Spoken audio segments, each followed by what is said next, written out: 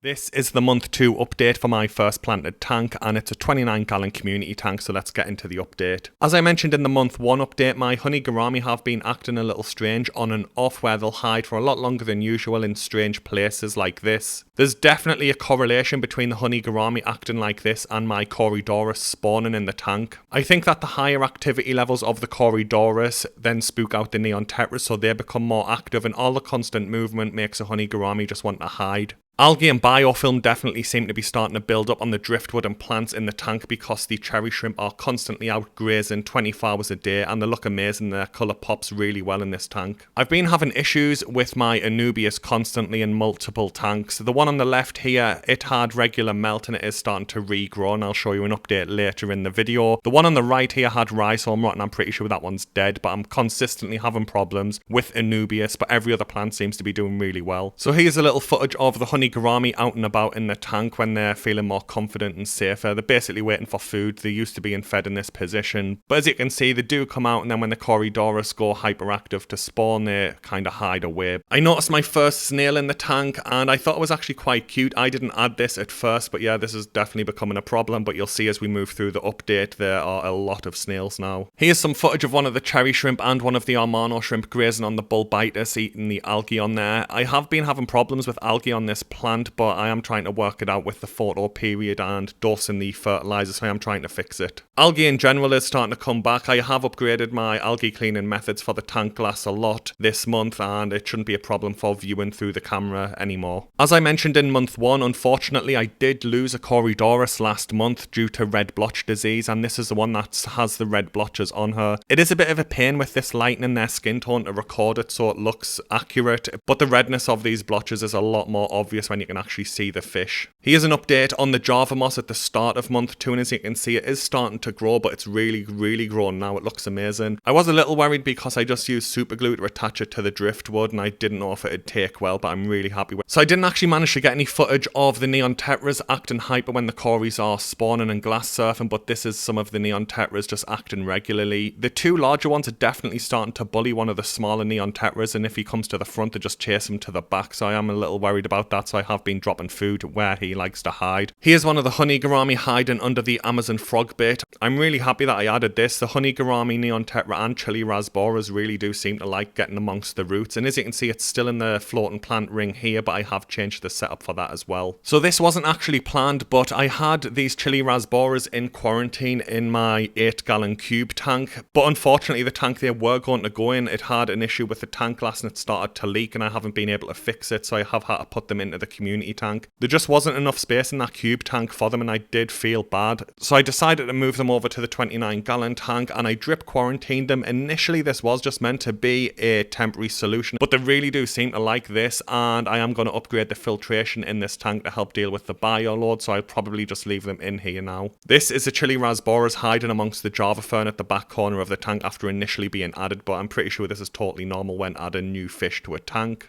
I turned the tank light off, and then I went out for most of the day and came back, turned the light on, and they seemed pretty relaxed. They were playing in the bubbles in the tank. They used to do this a lot in the cube tank as well, and they really seemed to enjoy this behaviour. I did upload a shot of them doing this in the cube tank, and someone commented saying it tickles the fish and they enjoy it, and his guppies do the exact same thing. I usually defrost the frozen food in one of the little pots that the tropic of Java moss comes in, and then use a pipette to add it to the tank, but I did try and add a solid cube just to see what had happened, and I really wasn't happy with the results. It does work and the fish do eat it, but it takes a lot longer, and there seems to be a critical point where the cube will melt and everything sinks at once, so the Corydoras absolutely love that. So this is probably a week after the last clip of the cherry shrimp, but again, they literally graze 24 hours a day just eating the algae and biofilm, and you can see the Java moss is starting to grow even more. And then here's a clip of some Corydoras eggs that I found, and this is pretty much the middle of the month when I started to work out the correlation between the Corydoras spawning, the neon Tetras becoming more active, and the honey gourami starting to hide. So I had an absolute nightmare getting my chili Rasboras to eat, so what I ended up doing was taking bug bites, putting them in a pepper grinder that you'd use for your regular black pepper on your dinner, and then just grinding it into the tank, and it works really well. It makes these tiny little particles that you can see them eating here, and they absolutely love it. And then I saw a second snail that was a lot smaller than the last one, so I started to realise they are breeding somewhere and started to get a little worried because I've seen some nightmare stories online. I wanted to spread the top cover of the honey gourami out across a wider wider range of the tank. So I removed the floating plant ring and just waited to see how it would settle with the water flow from the current pump system. As you can see, it's already starting to form on the right hand side of the tank, but it is covering a wider area and there's very little overlap between the leaves of the Frogbit with this setup. So hopefully there'll be less yellowing and browning with the leaves, because I've had a little problem with that as well. One thing I have noticed is that my neon tetras seem to feed from the bottom a lot more than the feed from the middle of the water column. My honey gourami feed from the bottom as well rather than the top, so it does seem to be a contradiction of what I see a lot of people talking about on YouTube and on Reddit and forums. But they seem happy enough and they're definitely eating plenty of food. So for now I'm really not that worried. I've tried multiple foods and every single time they will pick at it while it's in the middle of the water column, but they usually get it from the bottom. So this clip is the same night I removed the floating plant ring, and as you can see all the frog bits pretty much settled in place on the right hand side of the tank, and I'm happy with it there because the Java fern is all behind there, and then towards the front of that is the driftwood with the Java moss on, so there's plenty of cover. And then my cories start to spawn again, so they were becoming active, so my honey gourami kept retreating into this little hiding spot, and you can see them here. One's just above the filter and one's in the Java fern just behind them. But thankfully that only lasted a few days, and here's a clip of them coming out of the hiding spot. I think I actually spooked them when I approached the tank glass with the camera because they were hiding amongst the roots of the frog bit. But as you can see, once everything calms down and the neon tetras and cories aren't going crazy in the tank, they're perfectly fine. And then this is when I 100% knew I had an issue with snails. You can see them all there. And that's going to be one of my things to research this month, is how to get rid of the snails consistently and reliably. Now this neon tetra does have a crooked spine, and you can kind of see it, the one on the left of this photograph. I did notice this, but I wasn't sure if it was just the angle the fish was swimming at. I have tried to check all of the neon tetras, and it does seem like it's just this one that has this consistent issue. Some of the rest do move their spine like this when they're swimming, but they can straighten it out, but this one doesn't seem to be able to. And then here's another clip of the honey gourami playing under the frogbit roots. Again, it's definitely their favourite place when they like to come out unless there's food in the tank. They really like these frogbit roots, so if you are keeping honey gourami, I'd highly recommend you try some frogbit, but keep in mind it reproduces rapidly. But my honey gourami love it, and here's a little clip of the chili rasboras playing under it as well, because they love it as well. And as the tank lights go off, the neon tetras tend to gravitate towards the frogbit roots in the tank as well. So I'm guessing it makes them feel safe because there's cover above them, and then the roots give them side-to-side cover as well. Here's some footage of the plant growth, and I don't actually have a comparison, but the bulbitis, the bucephalandra, some of the Java fern, and the Anubias is really starting to grow in. The Java moss is doing a really great job, and I've actually started to have to consistently remove some of the Amazon frogbit because it was just taking over the surface as well. So far I'm really happy with how my plants are coming along. So this is just a little clip of a cherry shrimp on the substrate, but I'm pretty sure this is the only time this month I've seen a cherry shrimp anywhere other than the bulbitis, the driftwood, or the Java moss. They just graze on there 24 hours a day, but this guy decided to go on a little adventure all by himself. And then after barely seeing my Amano shrimp, I saw one robbing a bug bite from the fish and eating that because they absolutely love their bug bites. If you have Amano shrimp and you want to increase their protein intake, give them some bug bites. That absolutely love them. Unfortunately, this cory does seem to have a tumour just at the end of her dorsal fin and potentially one at the end of her anal fin as well. I initially thought they were just cory eggs that had stuck to her by accident rather than the glass, but they are consistently there over the course of a week. And if you look closely, the one near the dorsal fin, you can kind of see like a blood lesion to her body attaching it. Fingers crossed she'll be fine, because I don't know how to treat anything like this. And this isn't the cory I mentioned earlier that has the red blotches on her. It's a different one. So yeah, hopefully she'll pull through. But I did have a Google search, and apparently this is unfortunately very common with Corydoras Eggs because they are bred so quickly and often inbred that they have genetic issues. As I mentioned earlier, I've barely seen my Amano shrimp this month, and then I managed to see both of them at the same time. One was hiding in its little hiding crevice on the driftwood, and the other one was waiting for me to drop bug bites into the tank so I could steal them and bully my fish. Now I know it's an absolute pain to see, so I'll try to zoom in, but I've seen a little baby shrimplet. I thought I saw 3 the other day, but there's one on the frogbit root. You can just say make it out.